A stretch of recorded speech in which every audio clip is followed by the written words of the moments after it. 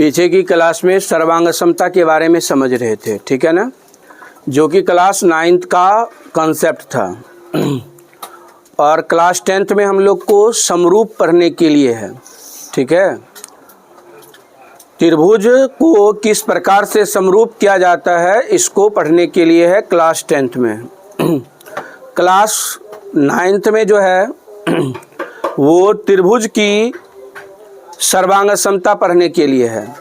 त्रिभुज की सर्वांग समता यानी कंग्रुएंसी ऑफ ट्रायंगल, किस प्रकार से दो त्रिभुज को सर्वांगसम किया जाता है वो क्लास 9th में समझने के लिए है। और क्लास 10th में त्रिभुज को किस प्रकार से समरूप किया जाता है इसको समझने के लिए है। तो बहुत ही इम्पोर्टेंट टॉपिक है आपकी ज्यामिति का, त्रिभुज की सर्वांगसमता और त्रिभुज की समरूपता।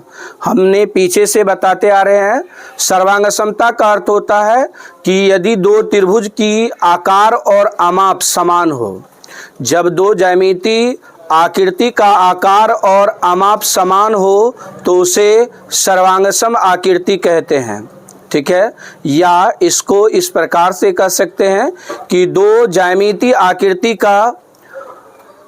दो ज्यामिति आकृति एक दूसरे को पूर्ण रूप से ढक लेती है तो उसे सर्वांगसम कहते हैं, या उन दोनों आकृति को सर्वांगसम आकृति कहते हैं। तो दोनों तरह से आपको ये बात समझ में आ जाना चाहिए कि सर्वांगसम का परिभाषा क्या होता है। सर्वांगसम दो आकृति होती है, उनमें से एक आकृति दूसरे आकृति को पूरा ढक लेना चाहिए, तब सर्वांगसम होगा।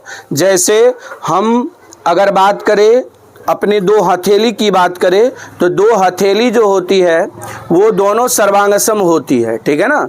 तो सर्वांगसम का अर्थ यही याद रखना है कि जब एक आकृति दूसरे आकृति को पूरा ढक ले तो वह सर्वांगसम आकृति हो जाएगा, ठीक है ना।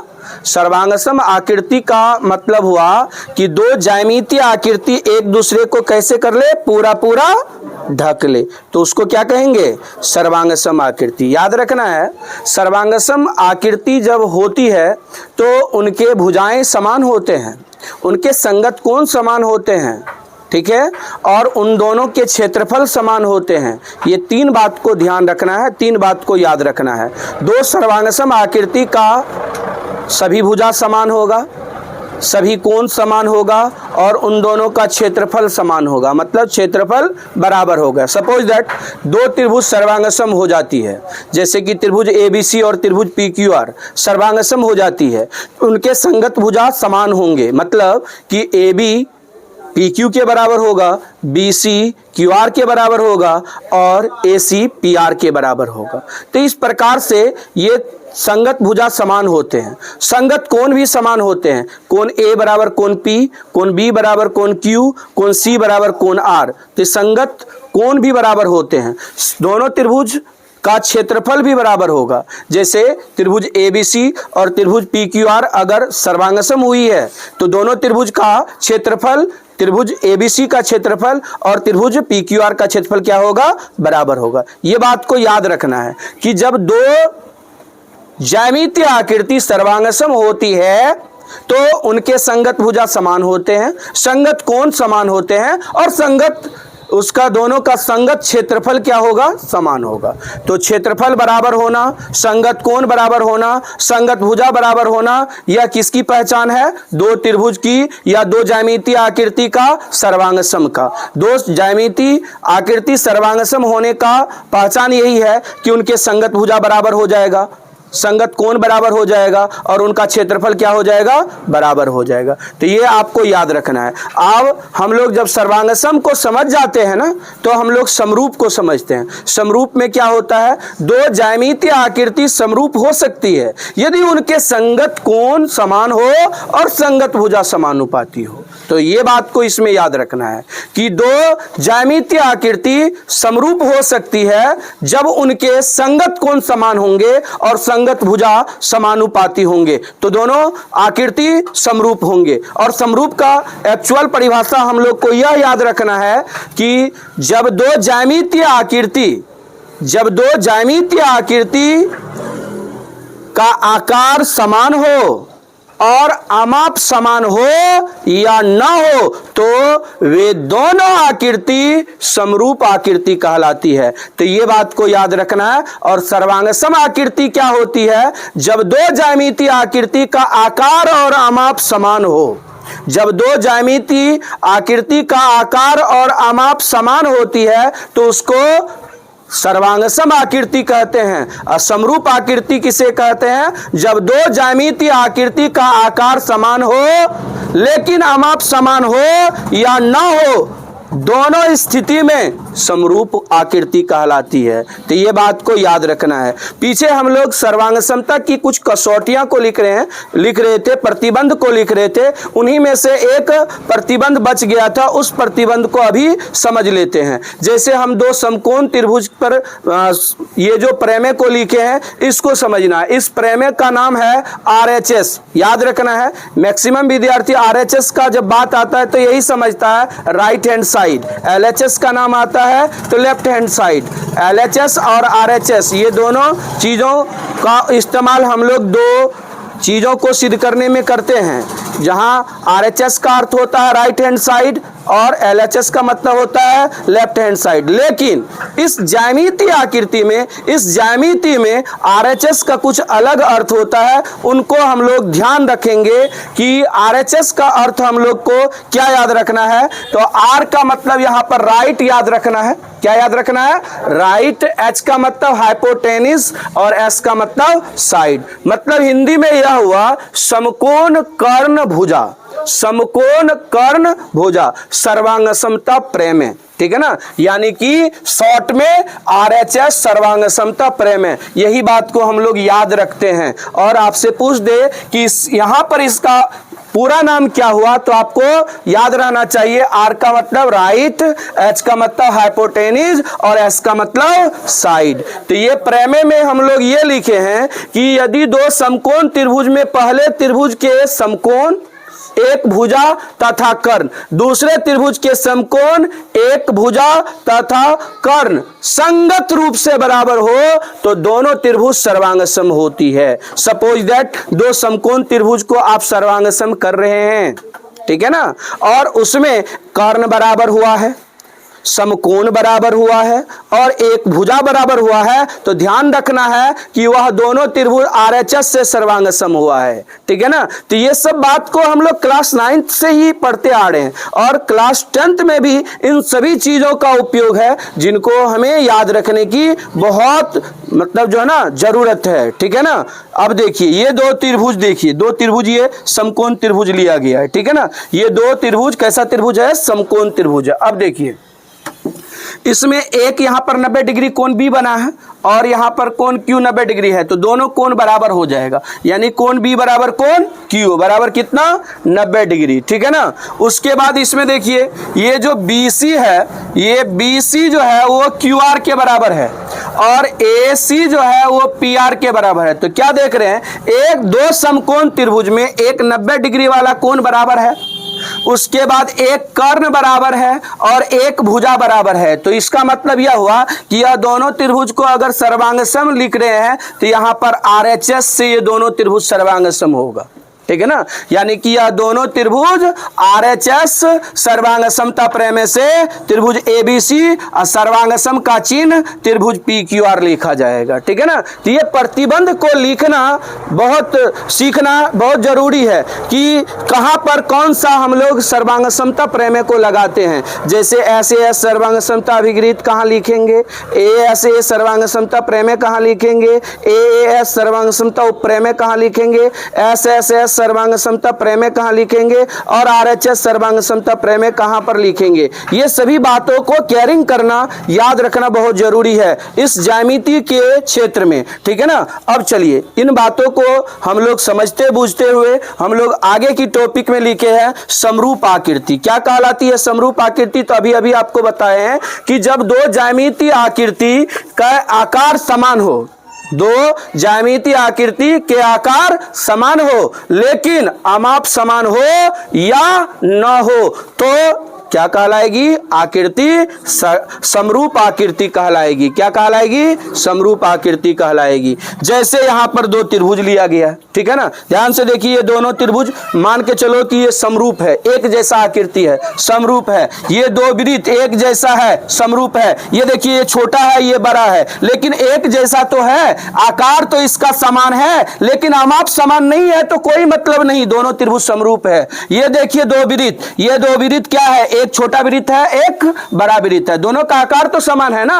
आमाप चलिए इसका 2 cm है, इसका 3 cm है, कोई मतलब नहीं है, लेकिन ये दोनों त्रिभुज क्या हो जाएगा? समरूप हो जाएगा। तो ये बात को याद रखोगे। अब चलिए कुछ रिमेंबर पॉइंट लिखे हैं जो आपकी सवाल बनेगा जिससे, ठीक है ना, 6.1 एक्सरसाइज, इतनी ही कॉन्सेप्ट पर 6.1 एक्सरसाइज आपका बन जाएगा। उसमें बहुत छोटा छोटा सवाल है, ऑब्जेक्टिव सवाल है, केवल व केवल ऑब्जेक्टिव सवाल है, ठीक है ना, उसमें बस इतने ही कॉन्सेप्ट से आपका सवाल बन जाएगा। अब समझिए, यहां पर वही सवाल को बनाने के लिए याद रखना है कि सभी वर्ग समरूप होते हैं। जितने भी वर्ग होंगे, जो भी वर्ग होगा, कोई भी दो वर्ग क्या होगा? समरूप होगा। तो याद रखना, सभी वर्ग क्या होते हैं? समरूप होते हैं। सभी वृत्त क्या होते हैं? समरूप होते हैं। सभी समबाहु त्रिभुज क्या होते हैं? समरूप होते हैं। सभी समद्विबाहु त्रिभुज समरूप नहीं होते। याद रखना है, कभी बार आपको पूछ देता है सभी समद्विबाहु त्रिभुज डैश होते हैं, क्या लिखिएगा जी?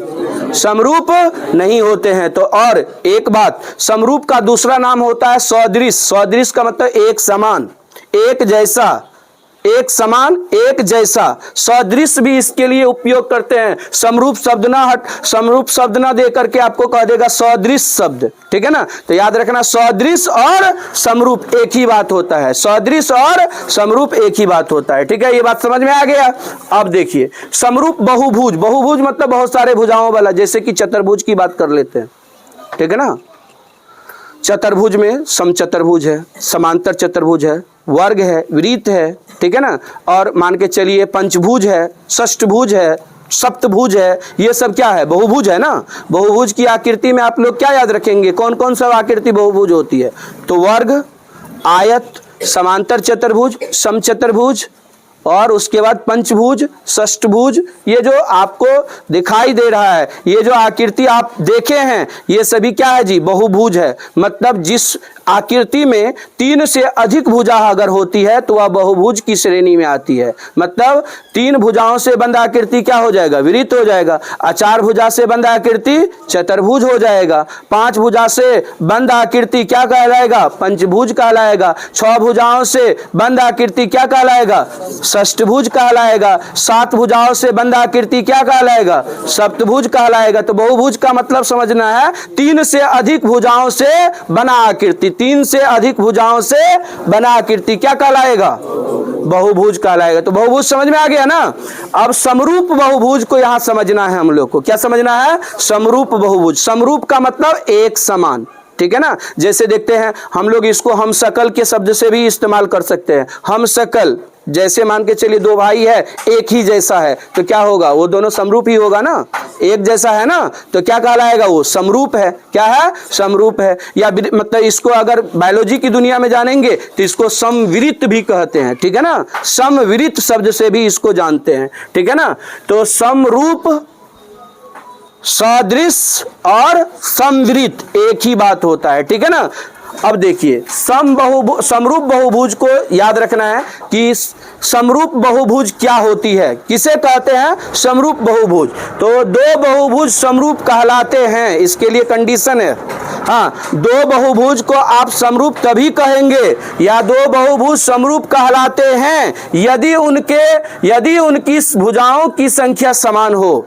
पहली बात, भुजाओं की संख्या क्या हो? समान हो। अब मान के चलिए एगो वृत्त ले लीजिएगा, एगो आयत ले लीजिएगा, क्या वो समरूप होगा?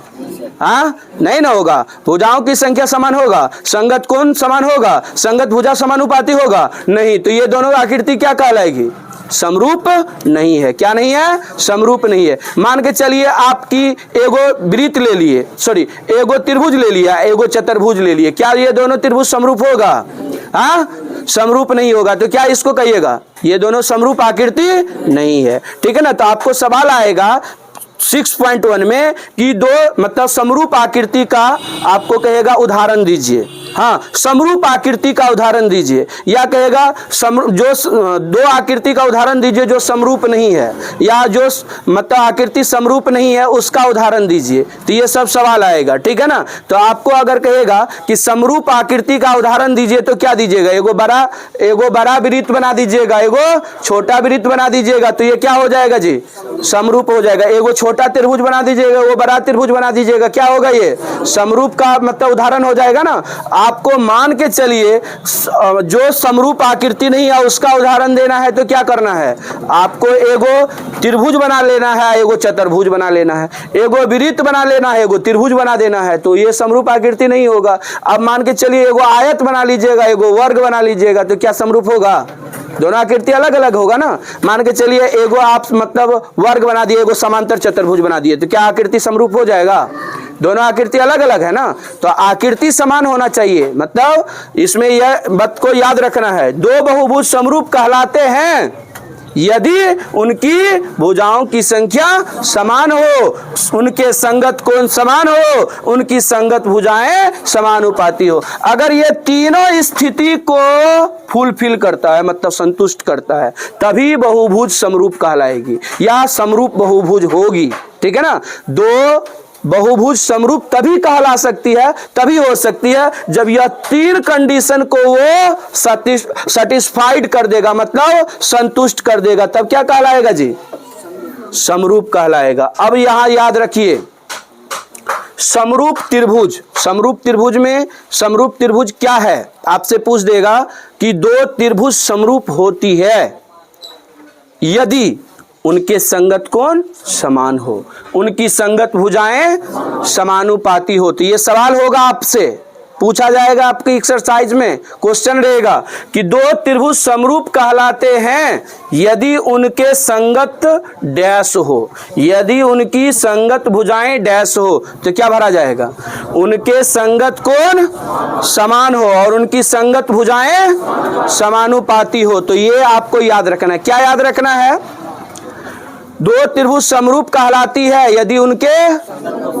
संगत कोण क्या हो, समान हो, उनकी संगत भुजाएं समानुपाती हो, तो क्या कहलाएगी वो दोनों आकृति, समरूप त्रिभुज कहलाएगी। क्या कहलाएगी, समरूप त्रिभुज। समरूप त्रिभुज किसे कहते हैं, तो याद रखना है दो त्रिभुज समरूप कहलाते हैं यदि उनके संगत कोण समान हो, उनकी संगत भुजाएं समानुपाती हो। इतनी बात अगर आपको याद हो गया है, अगर आप याद कर लिए हैं, तो आपका 6.1 एक्सरसाइज आराम से समझ में आएगा और बनेगा भी। और 6.2 एक्सरसाइज पढ़ने के लिए आपको प्रमेय की आवश्यकता है, प्रमेय को समझना है, ठीक है ना। जब 6.2 एक्सरसाइज स्टार्ट किया जाएगा तो उससे पहले आपको एक प्रमेय ध्यान सबसे पहले रखना है, आधारभूत प्रमेय, ठीक है ना, आधार त्रिभुज की आधारभूत प्रमेय, ठीक है ना। तो ये प्रमेय को याद रखना है जिसका नाम है थेल्स प्रमेय। पहला यही होगा 6.2 में, थेल्स प्रमेय और थेल्स प्रमेय का विलोम। उसके बाद कौन समद्विभाजक प्रमेय और कौन समद्विभाजक प्रमेय का विलोम। 4 गो प्रमेय आपको 6.2 में पढ़ना है। तो कल आपको प्रमेय बताया जाएगा जो बहुत इंपॉर्टेंट है, बहुत इंपॉर्टेंट का मतलब बहुत महत्वपूर्ण है, जो परीक्षा में पूछा जाता है, ठीक है ना, जिसका नाम है थेल्स प्रमेय। क्या नाम है, थेल्स प्रमेय और थेल्स प्रमेय का विलोम, ठीक है ना, इसमें पढ़ना पड़ेगा। और ये क्या, कौन समद्विभाजक प्रमेय और कौन समद्विभाजक प्रमेय का विलोम। तो ये कुल मिलाकर के 4 प्रमेय आपको सीखना है और ध्यान रखना है। परीक्षा में जो है ना वो सवाल किताब की एक्सरसाइज से नहीं होता है, प्रमेय से सवाल रहता है। ज्यामिति की जब भी सवाल की बात होता है तो एक्सरसाइज का सवाल उतना नहीं रहता है, 5 मार्क में नहीं रहता है, आपका सवाल प्रमेय ही रहेगा, ठीक है ना। आपको सवाल में आ सकता है कि सिद्ध थेल्स प्रमेय को सिद्ध कीजिए या थेल्स प्रमेय को प्रमाणित कीजिए, तो ये आपका 5 मार्क का सवाल होगा। थेल्स प्रमेय को सिद्ध करने के लिए आपको होना चाहिए, थेल्स प्रमेय का विलोम को सिद्ध करने के लिए होना चाहिए। 2 खास इंपॉर्टेंट प्रमेय हैं, या भूल चूक से कौन समद्विभाजक प्रमेय पूछ दे या कौन समद्विभाजक प्रमेय का विलोम पूछ दे तो उस पर भी प्रैक्टिस करना है, ताकि आपका सवाल परीक्षा में 5 मार्क वाला एक भी ना छूटे। नहीं तो एक सवाल अगर 5 मार्क का गणित में छूट जाता है मैट्रिक के एग्जाम में, विद्यार्थी बहुत बढ़िया है, अब 5 मार्क का एक सवाल छोड़ दिया तो 95 ही मार्क ला करके रहेगा। ठीक है ना। इसलिए अगर सही ढंग से मार्क लाना है, मतलब अच्छा मार्क लाना है, तो आपको हर एक बातों पर ध्यान रखना है, तभी आप 100 में 100 ला सकते हैं। ठीक है ना। ऐसा नहीं कि हम मतलब झांसे में कह रहे हैं, बहुत विद्यार्थी ऐसा लाता है कि नहीं। आपके ही क्षेत्र में बहुत विद्यार्थी ऐसा है जो 100 में 100 लाता है ना। तो इस ढंग से पढ़ाई करोगे तभी होगा। अब मान के चलिए प्रमेय आपको पते नहीं है, प्रमेय को सिद्ध करने के लिए नहीं आता है, बाकी जो मतलब चैप्टर का सवाल है उसको आप नहीं बना रहे हैं, प्रैक्टिस नहीं कर रहे हैं, रिविजन नहीं कर रहे हैं, तो बहुत दिक्कत है, तब नहीं आ पाएगा। ठीक है ना। गणित में बहुत ज़्यादा रिविजन की ज़रूरत होता है। ठीक है ना। इसलिए अगर रिवीजन नहीं रहेगा तो डिवीजन नहीं होगा, तो रिवीजन करोगे तभी डिवीजन आएगा, मतलब फर्स्ट डिवीजन अच्छा मार्क से आएगा।